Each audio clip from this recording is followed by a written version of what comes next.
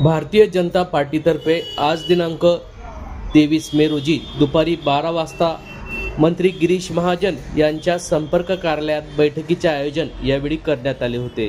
यावेळी पुण्यश्लोक अहिल्याबाई होळकर यांच्या त्रिशताब्दी जयंतीचा कार्यक्रम हा मोठ्या उत्साहात राबवायचा असून त्याच्या नियोजनासाठी भारतीय जनता पार्टीच्या बैठकीचे आयोजन यावेळी करण्यात आले होते। जळगाव जिल्हा हा भाजपचा बालेकिल्ला असून जळगाव जिल्ह्याने पक्षाला मोठे योगदान दिलेले असून हे फक्त कार्यकर्त्यांची संघटनात्मक शक्ती मजबूत असल्याने शक्य झालेले आहे। संघटनात्मक तिन्ही जिल्ह्यातील सर्व कार्यकर्त्यांची या प्रसंगी नूतन जिल्हाध्यक्षांचा देखील यावेळी गौरव करण्यात आला।